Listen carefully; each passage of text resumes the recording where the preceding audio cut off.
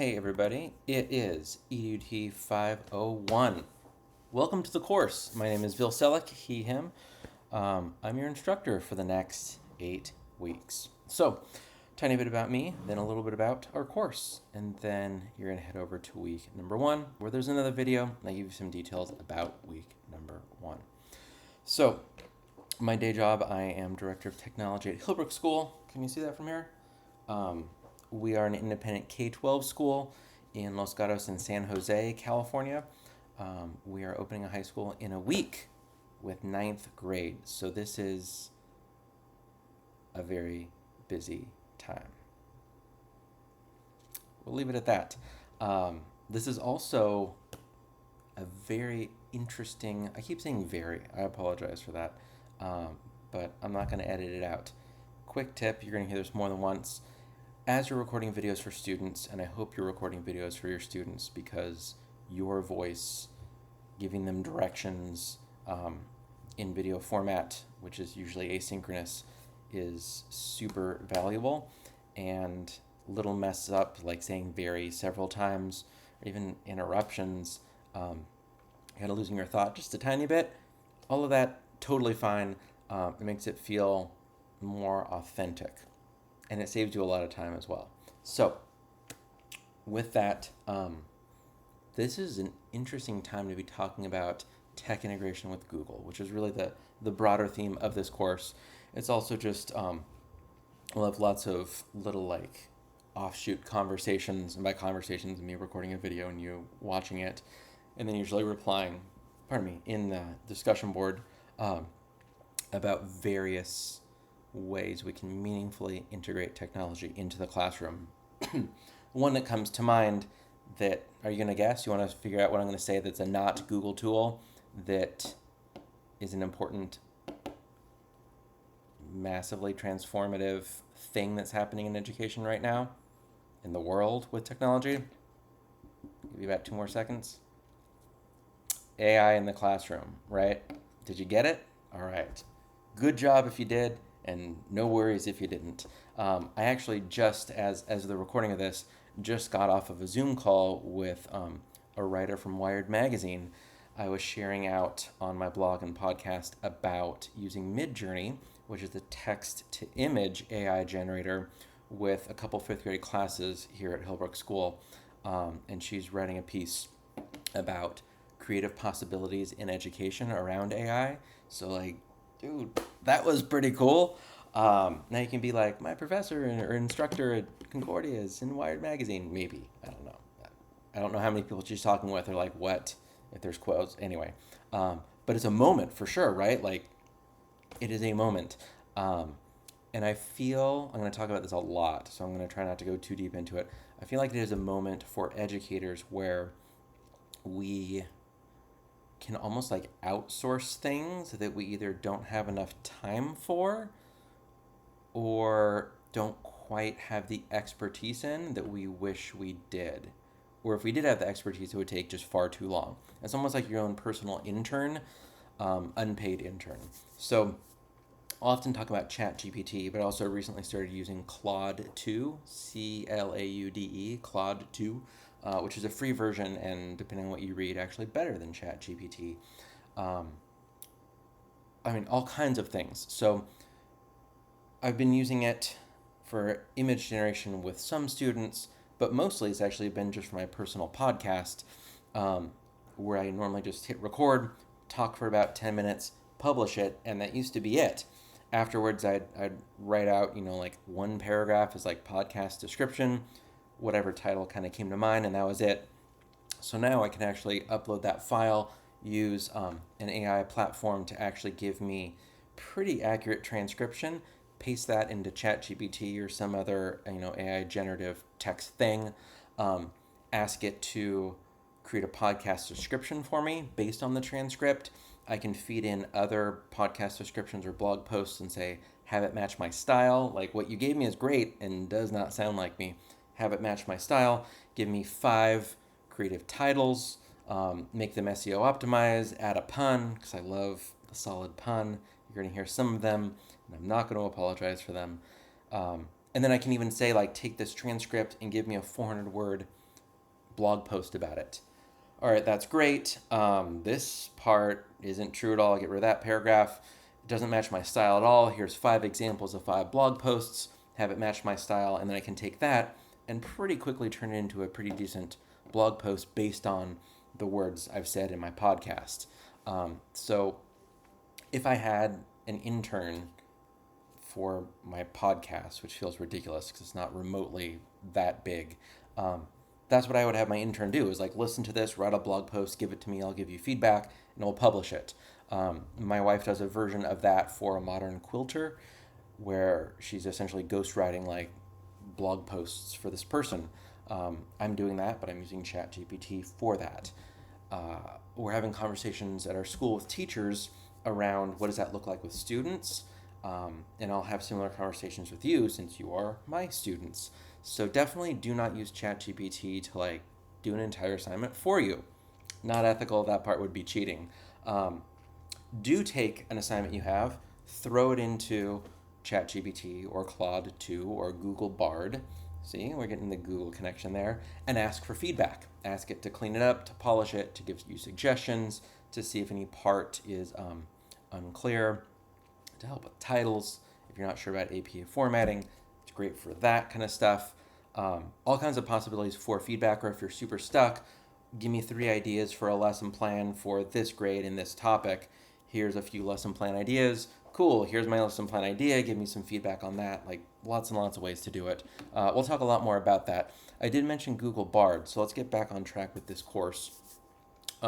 It's heavily focused on Google tools. Now, depending on where your Google account lives, if it's with a school you work for, if it's this university, or if it's a personal one, you may or may not have access to Google Bard, B-A-R-D. We do. So as tech director at our school, I turned it on for employees, but not for students. I believe with Bard, you have to be 18. So students don't have access to it, but employees do. Most schools do not give access to employees for that. So if you have a gmail.com account, maybe type in Google Bard and you can do that. It's the same thing, AI text generative. I've also used, we don't need to get too much in it, but like even helping develop an app, an iOS app, ChatGPT helped me with that. So like lots and lots and lots of possibilities. As we jump into this course, I think it's most helpful just to look at each assignment. Each week, I'll give you a video explaining what the discussion board is, what the readings and the videos are, and then what the assignment is for the week. So I'm going to give you just a very quick overview. There's basically 1 assignment per week, lining up with 8 weeks, 8 assignments. Definitely look at the Google Doc that describes the assignment, because there's several steps, including watch this video, read this article, look at this resource. It's not just in Canvas. There's a lot of content on the Google Doc that is the assignment description. So the first one is blog creation. You're going to upload that as a PDF to Canvas. You're going to use Blogger. That's Google's blogging platform. And you're going to make an introductory post. I'm not going to say anything more about that because the week 1 video talks about that. Week number 2 is TPACK. TPACK is an acronym because educators love acronyms, technology, pedagogy, and content knowledge. TPACK is an amazing framework. You'll hear more about it later. You're going to be using a Google tool, probably Google Drawing, to create a TPACK diagram and drop stuff in. You can also use Google Slides or Google Drawing. Google Slides is probably going to give you the cleanest look. Again, we'll talk about that in week 2. Assignment number 3 is week number 3. That's a summative assessment. Again, you're going to upload a PDF and a link to a blog post. You're going to create a quiz that auto-grades using Google Forms as a summative assessment. Say that one more time. Using Google Forms, you create a quiz that gets auto-graded. If you've not used quizzes in Google Forms, you will here. A good friend, David Terrio, who is an amazing high school English teacher in the Huntington Beach area, his Google account, his email address is something like QuizGrader. I think it might be QuizGrader at Gmail. Because someone's like, oh, you can have like, Google Forms can grade quizzes for you. And he's like, that's cool. I knew nothing about Google accounts, like right when Google Forms could do automated grading. So for the longest time, he thought of your Google account as a quiz grading account. And that's what assignment number 3 is about. Number 4 is called Curiosity Spark. This is where you're going to connect a YouTube video and Google Slides to spark curiosity. There's a great video of Dr. Ramsey Musallam, who you either have had in a previous course or you will likely have in a course, talking about, in his TED Talk, about how to create that spark of curiosity. I'm not going to explain more than that, but it is Google Slides and YouTube, or as my mom calls it, the YouTubes. Week number 5, you're going to make an instructional screencast. Similar to what I'm doing here, only you're going to actually see a screen and you're going to actually teach a lesson. I'm just going to give you a big overview. You're not going to get direct instruction in like a tight lesson in this format. And you'll likely be using Screencastify for that. That's a Chrome extension that'll get your screen and your face, and that'll pair with Google Slides. Assignment number 6 due week number 6 is formative assessment. You're going to be using Pear Deck, which is an add-on in Google Slides that brings in some interactive functionality to Google Slides. If you've never heard of Pear Deck, you are in luck. And even the free version is fantastic. You're going to love it. Week number 7 is a lesson plan. Have you heard of these lesson plans? But with this one, you're going to actually take all the materials, and the reason I'm giving you all 8 assignments back to back is so that you know ahead of time this assignment 7 takes assignments 3, 4, 5, and 6. All those things we just talked about, you can rewind if you want to listen to those again. And you're going to pull it into one lesson plan and then put that into a Google Classroom assignment. Again, that Google Doc is going to give you all kinds of resources and tutorials, like click here, here, and here to watch videos and read about Google Classroom. So you never want to wait until Sunday at 8 p.m. and go, oh, cool, like there's not much in Canvas. Let me open up what the assignment is. And then like, whoa, there's 8 videos and 5 readings to do. That happens. But the goal of this assignment 7 is to pull 4 more assignments, the 4 previous assignments, and pull them in together. You're not going to have to do every single part from assignment 3, 4, 5, and 6, but the intent is to do that. And if you think about it ahead of time, it's going to save you quite a bit of time when it comes to assignment number 7. And then assignment number 8 is actually Google Educator Level 1 certification. There's a wide variety of certifications Google offers.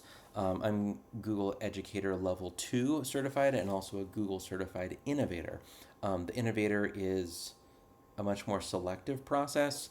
It varies year by year. I was actually the class of 2012, so now it's been 11 years. Google's changed just a little bit, and the world's changed just a little bit in the last 11 years. With AI and education, the world has changed so much in the last 6 months. My goodness. But with this one, Google Educator Level 1, you are going to sign up and take that test. Hang on, I'm getting those notifications. That's really annoying. And you're going to actually take that exam through Google's platform, and you're just going to give a couple screenshots. So you're going to look at that, and it's actually just the legit Google Certified Educator Level 1. So if you want to just Google that on your own, we're just saying like do that. That's the kind of thing you can add to like a resume, a CV, a website of yours, and say Google Educator Level 1. It's a pretty big deal. So that is the assignments. You're going to have a weekly discussion board, and with each one of those, initial posts Thursday by midnight with references. Make sure you're using APA formatting on that. That's part of the rubric. That's part of your weekly grade for discussion boards. And then 2 thoughtful replies by Sunday at 11:59 p.m. You definitely want to start if you go to the home of the course where it says start here, please start there. Take a look at the rubric. You're watching this video. I'm assuming you're already at the start here page. Definitely encourage you to look at student support services. There are amazing resources there for you, including the Writing Center, where you can get some feedback. Definitely want to alert you to that. Inside of our syllabus, make sure that you're looking at our department-wide policies, particularly around late work. You're responsible for knowing all of those, so take a little of those. Also on just the front page of 501, you're going to see APA resources, library resources, all kinds of other really good resources. So please, please, please make sure you're looking over all of those things in addition to clicking through the week 1 content and watching this video and looking at the syllabus. So that is all. Go ahead and click on that week 1 content, and then you'll hear me talk a little bit more about what's happening in week number 1.